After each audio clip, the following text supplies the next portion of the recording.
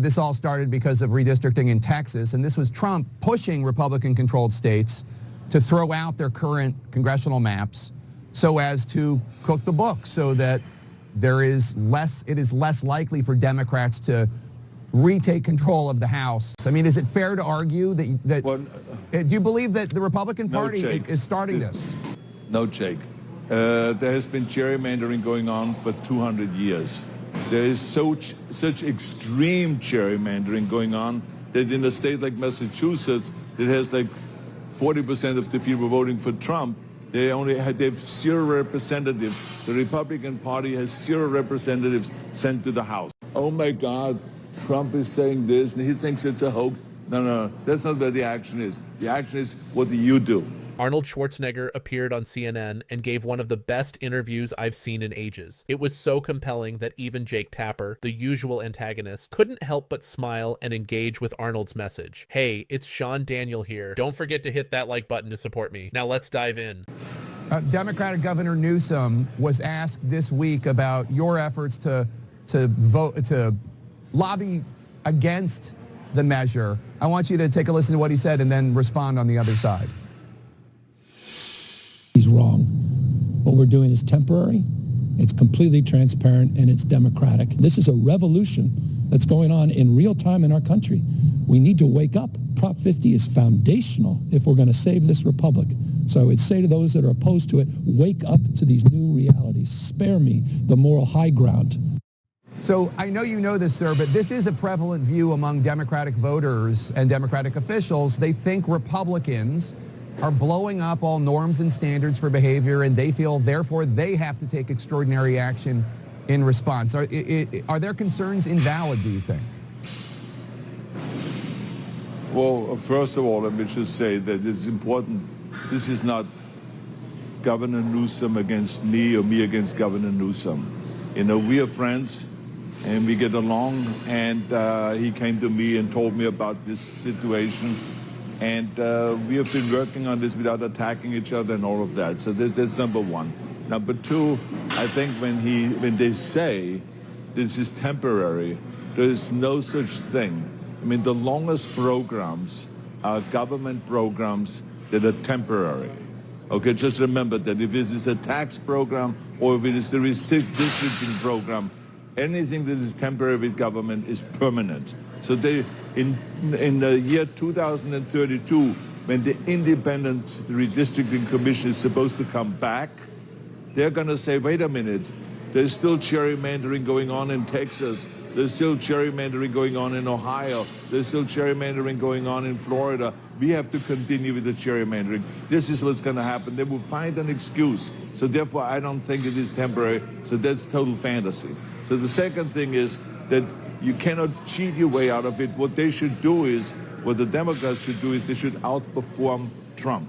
To me, it's all about competition creates performance. And so what they do is with the redistricting commission is that they're going to go and try to draw the district lines in such a way that they get voted in no matter if they work well or not for the American people. So the American people get cheated on this whole thing. That is really the problem here. To me, I understand that the Democrats and Republicans have to fight about this, but the ones that are not really getting anything out of this is the people of America. I think that if you want to really fight for democracy, why would you go and destroy the Constitution in California, tear it up, and go redo it, do the whole thing? So to me, it just doesn't make any sense at all, the whole thing. As you acknowledged, this all started because of redistricting in Texas, and this was Trump pushing Republican-controlled states to throw out their current congressional maps so as to cook the books, so that it is less likely for Democrats to retake control of the House during the next year midterms. I mean, is it fair to argue that do you believe that the Republican Party is starting this? No, Jake. There has been gerrymandering going on for 200 years. There is such extreme gerrymandering going on that in a state like Massachusetts, it has like 40% of the people voting for Trump. They have 0 representatives. The Republican Party has 0 representatives sent to the House. How many of you are okay with Arnold calling out Republicans for cheating too? Honestly, Arnold's spot on. Everyone's just trying to out-cheat each other by redrawing district lines. You can get mad at the Democrats, or you can get mad at the Republicans over this, but just look at Jake's face when Arnold drops the bomb that Republicans are cheating too. As this interview goes on, I bet Jake will try to attack Arnold for saying that, but I bet he won't bring up the Democrat-controlled states doing the same thing. Joining me now, someone who wants to terminate the redistricting effort in California, former Governor Arnold Schwarzenegger, who we're catching up with at Gold's Gym in Venice, of course. Good to see you, sir. Thank you for working us into your busy fitness schedule. A CBS poll this week found that 62% of likely California voters support this ballot measure that you oppose. Why do you think you're right and they're wrong? And what more are you going to do between now and Election Day to try to stop this from passing? Well, I'm not really the spokesperson for, the anti-Proposition 50. I just want to defend the kind of work that I have done because we worked so hard to get the independent redistricting commission in California. California was under leadership on that issue. Then we went around the country, promoted it around the country, and actually convinced, 30-some% of districts to go and have an independent commission. And now all of a sudden, they're undoing all of that. There's this war going on all over the United States. Who can out-cheat the other one? Texas started it. They did something terribly wrong. And then all of a sudden California says, well, then we have to do something terribly wrong. And then now other states are jumping in. And now this is spreading like wildfire all over the country. And it saddens me to see that we're going in the opposite direction rather than having an independent commission draw the district lines. And so, Jake, I have to tell you that, when you think about this trying to out-cheat each other rather than outperform each other, it's all between Democrats and Republicans. And the ones that are getting left behind are the people. And when I think about this cheating that's going on, I say to myself, wait a minute, yesterday I saw on television basketball players getting arrested, coaches, famous coaches getting arrested, mafia getting arrested because they're cheating with the card games and with gambling and with all of those kind of things. So they're getting arrested, and here they're cheating, and they're having a war on cheating here in America with this gerrymandering. So it's really sad. That was one of the best lines I've heard in an interview in a while. Arnold's right. Government programs that are supposed to be temporary often become permanent. Take the U.S. federal income tax, for example. Originally, it was introduced in 1861 as a temporary measure to fund the Civil War. But check it out on Google. It was later repealed, only to be made permanent after the ratification of the 16th Amendment in 1913. This amendment granted Congress the power to levy an income tax without having to apportion it among the states. The government saw it work. People got used to it, and eventually it became a permanent fixture in American society. Now, as U.S. citizens, we're taxed on our worldwide income, a rule that's pretty much exclusive to the U.S. and Eritrea, where citizens living abroad still have to deal with it. Now, if the government could get away with an income tax like that, what makes you think gerrymandering won't become just as permanent? Arnold makes a solid point. None of the political talking points claiming that gerrymandering is just a temporary fix are true. Once it's in place, it's just a matter of time before it becomes another permanent, uncomfortable reality we all have to live with. As you acknowledged, this all started because of redistricting in Texas, and this was Trump pushing Republican-controlled states to throw out their current congressional maps so as to cook the books, so that it is less likely for Democrats to retake control of the House during the next year midterms. I mean, is it fair to argue that do you believe that the Republican Party is starting this? No, Jake. There has been gerrymandering going on for 200 years. There is such extreme gerrymandering going on that in a state like Massachusetts, it has like 40% of the people voting for Trump. They have 0 representatives. The Republican Party has 0 representatives sent to the House. Think about that. In New Mexico, 45% of the people voted for Trump and vote Republican, and 0 is sent to the House, 0 representatives from the Republican Party. So there's gerrymandering, crazy gerrymandering going on all over the country, and we wanted to try to stop it in California, and we did stop it in California, and we went around the country. So I think this whole thing about finger pointing and say they did it, so therefore we should doing it, that's not really the way to go. The one party should outperform the other party. It should be performance. And when it comes to midterm elections, as you know, always the party that is not in the White House usually wins by 20, 25, 30 seats. So what does 5 seats matter in the first place in Texas? It is crazy.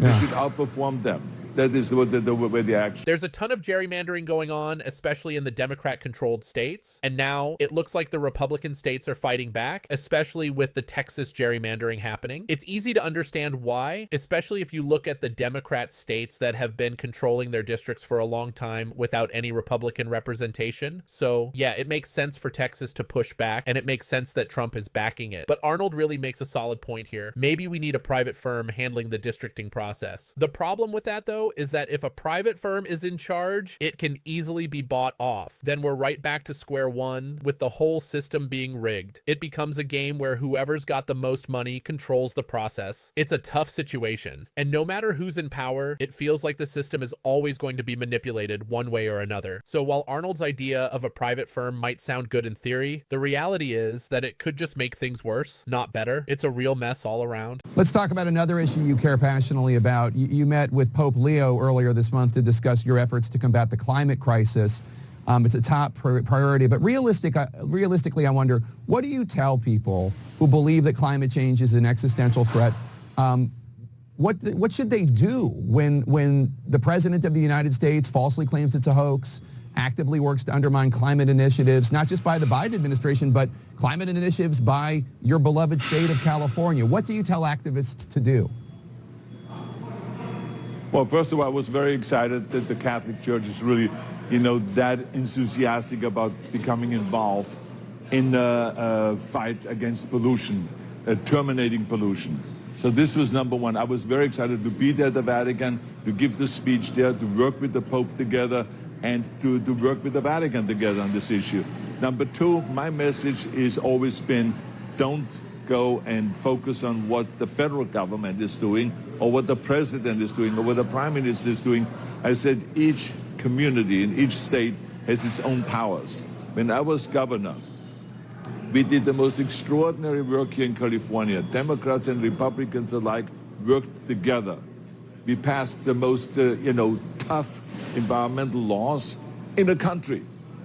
And we proved that you can have tough environmental laws but at the same time have also the economy grow. Look at California now. It's the number one economy in the country, and we have the toughest environmental laws. So you can do that. It was done on a local and on a statewide level, not on the federal level. As a matter of fact, the Bush administration hated all of our ideas that we did here, and we even fought in court and went all the way to the Supreme Court, and we won against the federal government because they wanted to stop us from regulating our own air. So what my message is let's not focus on what Trump says, let's not focus on what the federal government says, let's focus on what can we do, what can each individual do. I mean, this is where the action is. People power, not government power, people power. The greatest things in the world were accomplished with people power. If it's the civil rights movement, if it is the anti-apartheid movement, if it is the suffrage movement, the independence movement in India, the list goes on and on and on. It's people power. And I want to encourage people, and I want to pump them up, and I want to say, you do the work rather than waiting for, what does Trump say today? Oh my God, Trump is saying this, and he thinks it's a hoax. No, that's not where the action is. The action is, what do you do? You can really see why Arnold Schwarzenegger won the governorship in California. His message really resonates, and it helps pull us away from the hyper-partisan politics that so many of us get trapped in. We've all been there. If Trump says something, we feel we have to do it, or if Biden says something, we have to be against it. It's like we're stuck in this cycle of constantly reacting to whoever's in power. Everything's messed up because Biden or Kamala did this, or everything's great because Trump did that. It's exhausting, right? But like Arnold said, there's a lot we can do on our own local levels to create change, no matter who's in charge or what they say. Whether they're pushing climate change initiatives or telling us what we should or shouldn't do, we don't have to get caught up in all that noise. Sure, you can disagree with California's climate policies, but the bigger message here is that there's still so much we can do locally on our own without needing approval from Washington. I know I've fallen into the trap before, getting too wrapped up in what Trump or the Democrats are doing, but does it really affect your day-to-day life or the initiatives you want to push in your own community? Probably not. You can still make a difference no matter who's in power or what they're saying. Arnold's message is a powerful reminder that we have more control than we think, and we don't need to wait for someone else to make things happen. One last question for you, sir. In just the last few weeks, we've seen a Democratic Senate candidate apologize for having a tattoo that he claims he wasn't aware had Nazi ties, but it's the Totenkopf from the SS, the skull and crossbones. And then there's, that's on the left, and then on the right, a top White House aide still working for the administration had his nomination withdrawn after he wrote in a text chain that he had a Nazi streak. The Politico reported on messages from young Republicans joking about sending people to gas chambers, praising Hitler. The reason I bring this up is because you have spoken so movingly in the past about your father's membership in the Nazi Party, denouncing it. What is your message to anybody in politics today embracing or praising Nazis or Hitler in any way?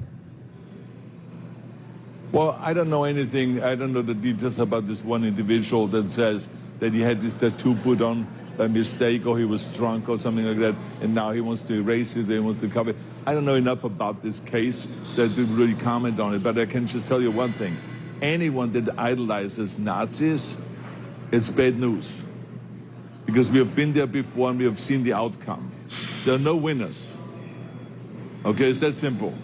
And I think that's not the direction we want to go. What we want to do is, we want to make sure that both of the parties, doesn't matter if you're Democrat or Republican, get together and start figuring out what is best for the people of America. Because while they're fighting over here about anti-Prop 50 and for Prop 50 and gerrymandering and not gerrymandering and all this stuff, they're trying to put the spotlight away from the actual issues. Because the actual issues is the debt problem. We have a $37 trillion debt, and no one is addressing it. We have a healthcare crisis in America. We have an immigration reform that we need in America. I mean, this is the kind of issues we have to make it more affordable. You know, all of those kind of issues, they're avoiding it in California. It's the same thing. The more they talk about Prop 50, the more they take the spotlight away, that we have more homeless in California than any other state. As a matter of fact, we have 1/4 of all the homeless in America right here with 178,000 homeless. And the number goes up and up and up. They don't want to focus on that. You see what I'm saying? They don't want to focus there about the affordability. The affordability is so bad here that people have to move out of Los Angeles. They can't afford living here anymore because it takes $3,500 to rent an apartment here. And you cannot even afford a house or anything like this. That's why we have so many homeless, because they're in the homes, they don't have the permitting process in place. So those are the kind of issues they should address, or that we have the highest energy prices in California, the highest gasoline prices in California. All of those kind of things need to be addressed. They don't want to talk about that. They want to go and focus on Prop 50. And you know, it may win Prop 50. I think the people that are falling short are the people themselves and not the politicians. The politicians are going to celebrate because they finally won something, and then they're going to go and do it in another state, and another state, and another state, and it hurts the people. I am a guy that is not on the right and not on the left when it comes to that. I'm not a political hack. I'm a person that looks at what is reality here and how do we make this country better. And this is not, through gerrymandering, is not the way we make this country better. We make it better by the parties outperforming each other. That's how we make them better. Former California governor, actor, entrepreneur, Arnold Schwarzenegger. It's been an honor, sir. Thank you so much. Thank you very much. Thank you. Have a good day. That was amazing, man. You could really see how even Jake Tapper was taken aback by Arnold Schwarzenegger's powerful words. He was almost caught off guard by how impactful Arnold's message was. One of the most powerful points Arnold made was about the Nazis. There's a dangerous trend we're seeing where some people on the left falsely compare Trump and his supporters to Nazis. At the same time, we've got people on the right trying to glorify the Nazis, twisting history to fit their own narrative. There are people out there in the America First movement who are misguidedly idolizing Hitler because they feel like white people are being pushed down and marginalized in today's society, while minorities and migrants get praised and receive benefits. It's a tragic distortion of history when people start acting like Nazism and Hitler were somehow great. To idolize someone as vile and destructive as Hitler is truly twisted, and it's coming from people on both sides. Arnold's reminder of the true horror of the Nazis is something everyone needs to hear, especially right now. It's a reality check for both the left and the right, reminding us that glorifying hate and violence never leads to anything good. Hey, it's Sean Daniel here. If you want to check out another video from the Sunday Marathon, even though I'm uploading it on a Monday, had to film it the next morning, make sure to watch this one right here. Jake Tapper questions Democrat Senator Chris Murphy, and I'll see you there.